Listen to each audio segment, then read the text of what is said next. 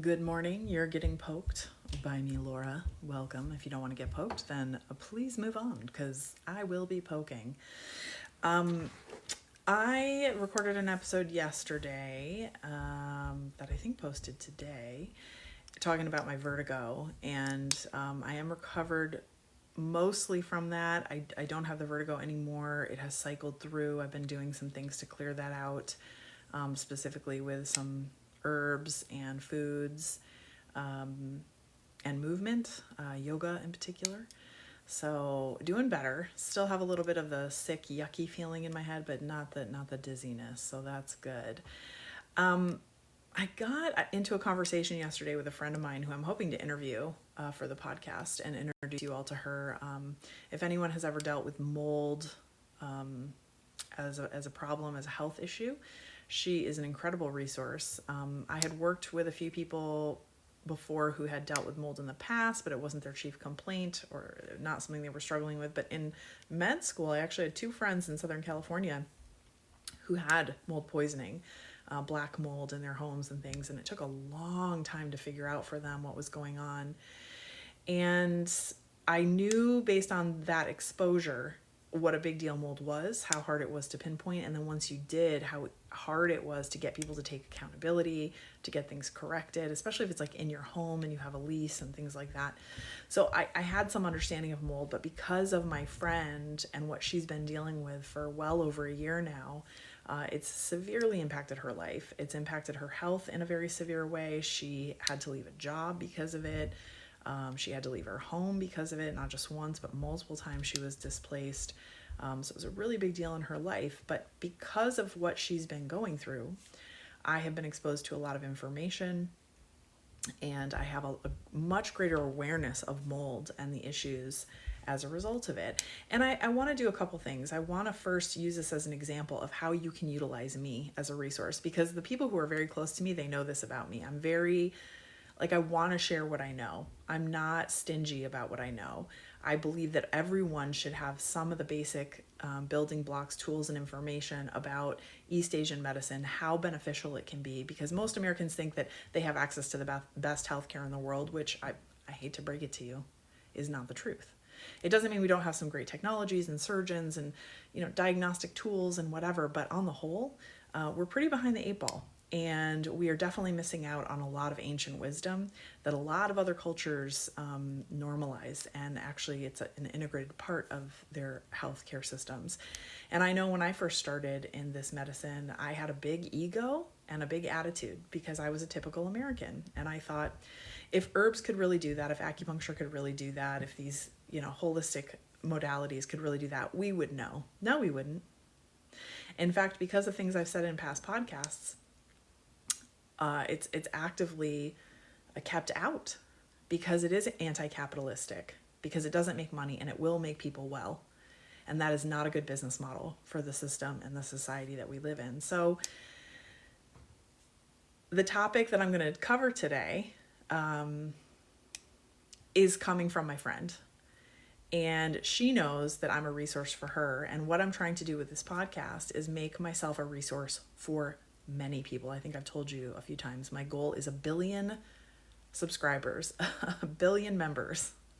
Whether that's a combined number, I don't care. We're working on getting to 100. We're at 54 right now. And thank you for the few people who have joined over the last week or two. I appreciate that. My first goal is to get to 100. After that, it's 1,000. After that, it is 100,000. And after that, it's 1 million. And after that, it's 1 billion. It's a very simple, scalable process, but please go join, become a member of Patreon. It's free. You have access to ask me questions there. Also, YouTube, you can subscribe. It's free. You can watch my podcast, which I stream live on TikTok and then post it to YouTube. So multiple ways for you to take a look at my stuff and see the library. I think at this point I have over 190 posts on Patreon that go back to the year 2022. I go over the organs, I go over the seasons, I talk about a lot of different topics. And right now, this new push that I'm doing is to have it be more of a question and answer type thing. So if there's a topic, if there's a health issue, whether it be mental, physical, emotional, or spiritual, all of those things, also communal, I want to give you my perspective. I want to give you my support. and I'm just trying to grow the listenership. So please share me, please check it out, please join, please subscribe. I appreciate you. So today I want to talk about when people ask about my opinion of things, because this is how this came about yesterday. I was talking to my good friend who I just told you about, and she wanted to know my opinion about a very specific thing dealing with folate in the body and the metabolism of folate in the body, and how she's been digging up some information around this. And I said, to be honest with you, I don't know. There are so many things in medicine and in people's particular lives and circumstances, and the way that the outside can affect the inside is so varied that there are not enough, you couldn't write enough textbooks to cover all the variation of how dis-ease impacts people, and how different factors impact different bodies, and the perception of that as well. I see people routinely get frustrated with doctors and with the Western medical system, and not just the Western medical system, even the holistic system, right? There are a lot of closed minds out there, and there are a lot of, and it's not just limited to medicine, but this idea that, we know it all, or that if I haven't heard it or I'm not familiar with it, that somehow it's not valid or it's not real. And some of the most interesting medical cases that I've ever come across are exactly those people who come to you, they're at the end of their rope, they just want some relief, they're mostly given up. And really what they want is for someone to listen to them, for someone to believe them. And after doing this for so long, I have been greatly humbled by that exact experience with patients, that even if x-rays or blood tests or specialists cannot pinpoint the problem, it does not mean you are not suffering from this problem. And, I'm sure people, or maybe even yourself have experienced this, that if they don't have an answer, it's just in your head. You're just crazy, or you're imagining it, or I don't know what. And I know well enough to know that's not true. And one of the reasons that I think that people like me, and I don't just mean holistic medicine, I mean anybody in medicine who has been doing it for long enough, when you work with enough patients, and if you are open-minded enough, and if you are flexible enough in your own thinking and your own process, you begin to collect data that isn't measured in medical journals, that isn't acknowledged by the medical system. But you can see and you can experience and you can feel that these things are true. And this goes back to the uniqueness of the individual, right? It's one of the things I love about my medicine is that people come to me and they say, oh, do you treat depression? Do you treat, give it a Western diagnosis, vertigo? Do you treat gallstones? Do you treat kidney stones? Do you treat heart conditions? The answer to do I treat XYZ is always yes. Yes, I do. But I don't actually treat that thing, because in Eastern medicine, one of the most beautiful things about it is that we differentiate. So in a Western sense, you might be categorized as having kidney disease or heart disease or liver disease or pancreatic disease or digestive disorders or whatever they categorize. It's one bulk pot, right? Everybody goes into that pot. But in Eastern medicine, we differentiate for patterns. So my diagnosis is not going to be heart disease, kidney disease. It's not even going to be cancer, right? Those are Western terms. The kind of diagnosis I do doesn't just name the dis-ease. It doesn't just name the factor. It also accounts for the person. How that thing developed in the body, what the nature of that person is, what their root constitution is. And this is often why Western treatments fail. It is also why, if you've ever been exposed to a holistic treatment and someone has gone, oh my gosh, this supplement or this herb or this whatever, it totally cured everything. And then you take it and you try it and you're like, it didn't do anything, or it made me feel worse. Or it did a little, but it didn't really change it. And then what do people do in their Western minds? They go, oh, that doesn't work. That's a lie. It was just a placebo effect, which we should talk about placebo effect sometime and what that actually is. because what it really is it means that we don't know. Placebo means we don't know. It means it helped and we don't know why. It doesn't mean it's not real. And even if, let's just go off on a tangent for a second, it is just in our heads, well, doesn't that tell you the power of your head and your thinking? But it's not that. The reason that holistic treatments, certain herbs, certain supplements, whatever it is that you do that's a non-pharmacological solution, may work for one person and not another, is this differentiation that I'm talking about in our diagnostics. It's that what is one condition in Western medicine could be 12 different conditions in this medicine. So you might have the same symptom that's showing up, but how and why that symptom shows up is going to be different in every single person, right? So in other words, you take a room full of 12 people with gallbladder disease.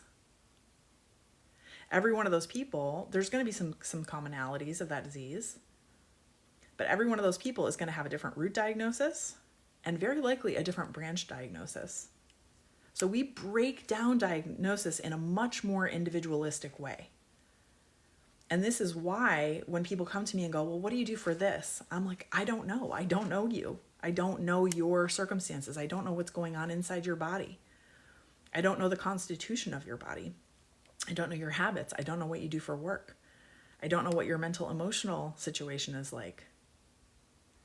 All of these things are a factor in your diagnosis and in your treatment and in your prognosis, right? What's going to happen? So getting back to the original topic, when people want my opinion about things, as my friend did the other day, what do you think about this? What I said to her was, you know, one of the best resources for me as a doctor, other than taking classes, continuing education, continuing to learn and refine my knowledge, reread, restudy, right? Which is a never-ending thing when you're in medicine. Probably law as well. There's a lot of professions where it's not just learn a skill and then you know that skill forever. You have to constantly re-educate. You have to constantly review. You have to constantly keep things fresh. My patients have always been one of my best resources for education because the truth is it's their body, it's their experience. Now I can help to give them a language. I can help to give them tools, right, in a way to describe things in a different way. Let me give you an example of that. People come in and they say, oh, I'm in pain. And what's the typical Western medical thing about pain? I'm sure everybody knows. What's the pain on a scale of 1 to 10? Okay. How many shades of pain do you think that there are? This kind of goes back to differentiating. There are so many different types of pain, so much so that pain really is a misnomer. For a lot of people, it's not pain. For a lot of people, it's discomfort. And even if we just take that one word and we say pain, is it achy? Is it dull? Is it sharp? Is it numb? Does it feel like pins and needles? Does it come and go? Does a different temperature make it better or worse? Does a different humidity make it better or worse? Do certain foods make it better or worse? You know, what's the pattern of this? Does it come at a certain time of the year? And really, what is the feeling? Let's really talk about the feeling. Because pain is just, it's kind of like that Western thing that they do again, right? It's a big bucket and they don't take the time to differentiate what we really mean. And that can have a psychological effect to recognize that, you know what, it's actually not pain. And that one time when I almost got my finger cut off, that was pain. That was actual pain and I went into shock and, you know. But this, no, you're right. It's more discomfort and it unsettles me and it's achy or it vibrates, you know. There's so many different words. So I can help to give people a language to describe things, but they are ultimately, you are the master of your own body. You are the best expert. And this is why listening to patients is such a lost art. Right? Because we professionalize medicine. We've made these people the top gods of everything. We've handed over all of our power, all of our authority, all of our autonomy. You tell me, doctor, what do I do? And again, this is antithetical to the type of medicine that I practice. Now, do I acknowledge that I have a lot of training, that I get to talk to a lot of people who share with me their knowledge, which is what I want to get back to here? Absolutely. Absolutely. This is my focus. So I have a bigger collection. But when it comes to you specifically as an individual, you You are the expert of your body. And so, my friend, what do you think about this thing with folate? And then she went through all this stuff, all this information, all these people she talked to, all these chat groups that she'd been in, right? It's not just looking something up on Google, which, no, that's not the way. You can find anything you want on Google. That's confirmation bias. But when you really dive deep, as people do when they are really suffering and they're not getting answers, those people know more than I do. I don't specialize in anything. I'm a generalist. But the value of what that does for me as a practitioner benefits a lot of people. So this is what I said to her yesterday. I said, you know what? I don't know the answer to that. It makes sense to me. I said, a lot of what you're saying makes sense because every segment of society has a different pod that they live in, right? So she was talking about how 40% of the population has this particular issue with metabolizing folate. I'm pretty sure this is what she was saying. And that once you discover that issue and then you circumvent it or you bypass it by whatever it is that you have to do, that it's like a game changer with mold. So that 40% of people in the population tend to have this problem. But guess what? There's another 40%, another 20%, another 10% who have these other things that happen. And so whenever somebody says to me, have you heard of this? Do you know this? If I have, sure, I will educate. I will tell them what I know. But there are so many freaking things out there. I'm one person. No one person can know everything. No one person can be exposed to everything. So whenever people come to me with something I don't know, instead of poo-pooing it or dismissing it, I know, because I know all that we don't know, all that is unknown, not just in medicine, but in the universe, in the world. We know more about outer space, which we don't know jack shit about, than we know about our own oceans. We don't even know every compound and particle that makes up a grapefruit. You know, have you ever heard the advice with different drugs where they say don't eat grapefruit? Do you know that they don't actually know why? They have some ideas about different things, but it's because we don't actually understand what makes up a grapefruit. Like, we think we're so smart. We don't know these basic things that these whole plants provide. To the point that they affect very complex, heavily expensive and invested in and investigated drugs, right? That we think of as like, oh, the almighty pharmaceutical drugs. And yet a grapefruit can beat them. And all the scientists in the world don't know why. Pretty powerful stuff. So putting the ego aside, I think, is super important. But more important to the point of this is that what experiences like this allow for someone in my profession, if we're open to it, is a collection of the unknown, a collection of what's possible, and then the ability to share that with the people around you and the people who come into your office or on a podcast like today. So I have the privilege of being able to collect information from very difficult, hard to understand, and frankly, undocumented things. So if somebody comes to me and says that, they have an issue and that no one's been able to figure it out, and they tell me their symptoms, I might actually go, you know what? I've seen a few people like that, and here's what I think it is, and here's what I see in your body, and here's what your body tells me, and let's put that into this context. But you really are your best expert. You really do know your body better than anybody else. And how many times have you heard the story where someone said, I just knew something was wrong? Okay, this is an on-the-spot memory. I had a patient, very wealthy woman in Southern California. Her husband was a very big guy in entertainment. Lots of money, lots of access, lots of privilege. And she had been through cancer. And she was coming to me because the cancer was gone. She was still pretty young. I think at that point she was probably in her 40s. Very skeptical, very closed-minded. She actually found me because I was treating several of her friends who worked in a different part of the entertainment industry and had worked with her husband, I think.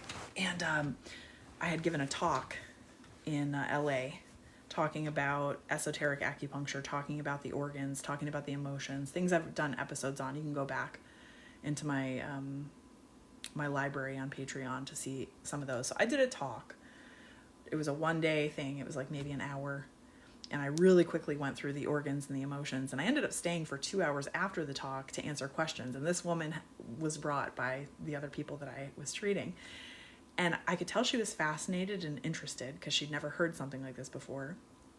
But she was up my butt, very skeptical, which is fine. I'm used to that. It's not a problem. I understand why it's confusing. I understand why people want to challenge it because they want to be hopeful, but they can't bring themselves to believe something that they don't have any understanding of or any language for. So she came to me in treatment. From that, she decided, yeah, this is somebody I want to try out. And she never lost that skepticism. And in fact, for me, it was a part of her diagnosis. This rigidness, she had a lot of anger, and she couldn't let go of it. And it was very much tied into this cancer, and she knew it. And what she told me at the time, and I know this is why she was drawn to me, and I don't know what became of her. She came for a few months. I don't know how long, maybe 6 months. And there was improvement. But what she came in for was because she said, I'm feeling the same things in my body that I felt before I got the cancer diagnosis. And it's terrifying me, right? It was the feeling in her own body. But she'd been to her Western doctor. She'd had the blood test. She'd had the scans. They were like, you're fine, right? It's exactly what we're talking about. You're fine. There's nothing wrong with you. Because why? Because they're tools. They're measuring tools. They can't see it. They can't see a number. They can't see a graph. They can't see it on the scan. Like, this is how base Western medicine is.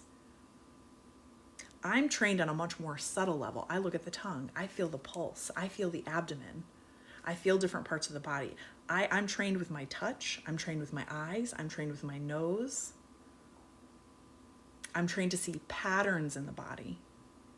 And this emotional pattern she was describing made perfect sense to me. And this is what I ended up really telling her over time. You are right. The circumstances and the groundwork of the things that created this cancer in your body are still there. And you are feeling them. You're just feeling it before they can see it. And that's important. That's magical. You are the expert of your own body and your own experience. But she was being told she was fine, right? So there's this cognitive dissonance where the experts, the gods, are telling her you're fine. But her body, her interior being was telling her you're not. And I've taken several continuing education courses on things like cancer and some more intertwined complex disease processes in the body, both mental and physical, cancer being one. And I remember a teacher of mine in one of these courses talking about getting the message. And listen, I've seen people die of cancer right in front of me. Like, I don't mean in front of me as in I was there when they died. I mean, I've seen people get the diagnosis, go through the process, and die. So I don't take what I'm saying lightly. I don't take cancer lightly. And this is not a blaming thing. And I say this because I had a conversation a while back with a professor who ended up dying of lung cancer. And we got into this conversation while he had the lung cancer. And he got very angry because he was like, I don't like that. That it makes it my fault. Which is one way to see it with what I'm about to talk about. But this is not how I see it. I see it more the way that it was discussed in this class as we were getting into more philosophical health issues. And what the professor said was, a lot of times when people get cancer, whether it's 1 time, 2 times, or 3 times, when it finally goes away, or let's say it doesn't go away, let's say they still pass away, when people come to peace, whether it's through a quote unquote cure, a remission, or whether it's a peace inside of like, I'm good, I'm okay, even with this dis-ease in my body. What many people say is, I got the message. I finally got the message. And you can have outside causes, right? My grandma died of mesothelioma and she had brain cancer. That was what ultimately killed her, was the brain cancer. So that was an outside factor. So I'm not trying to say that this is all about, some spiritual thing, but there is that in it. And working with this patient, when she was telling me, and I'm feeling her pulse, right? And I'm feeling her abdomen, and I'm seeing her symptoms, and I'm seeing what happens for her in treatment. I could see that there was a huge emotional component here for her that she was unwilling to confront. And really, this is just my opinion, I think what it boiled down to was she was very unhappy in her life. Yeah, she had a Mercedes convertible. Yeah, she lived in a huge house on the beach in Southern California. She had all the money, she had all the things, she had all the access, all the privilege. But what she didn't have was her own peace inside. And it was causing her a lot of inner strife and turmoil and unhappiness.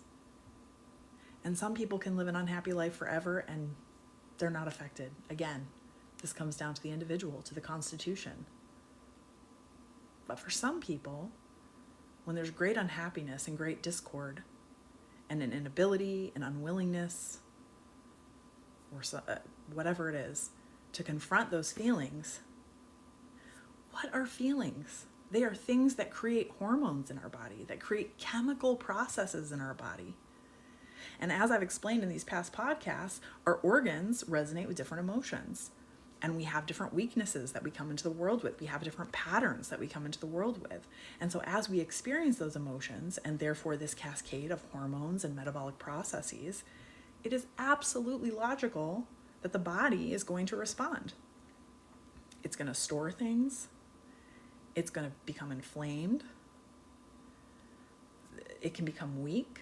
It can become a repository in so many different ways. So the thing I tried to leave her with, and she ultimately was a fan, but she was very resistant. She was one of the more, that's why she stands out in my head. She was one of the more resistant patients that I had. She just didn't want to give in to the truth of what I was showing her. She wanted that concrete Western medical answer. And I thought, well, you're going to get it one day, right? All this truth that you feel in your body, you're going to eventually see it on that blood test. You're going to, or maybe you won't, maybe you'll get lucky and you won't, but you're still going to feel this feeling inside of not being happy, of not being healthy, of not being settled, that something is wrong. I think more than likely she probably did end up with another diagnosis, which I hate for her. She was so resistant to the emotional body. She was so resistant to her own power. She wanted it to be something outside of herself.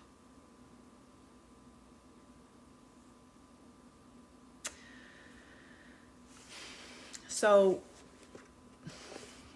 I don't quite remember how I got to that story about her, but no, I do. It's that you are the expert. You do know.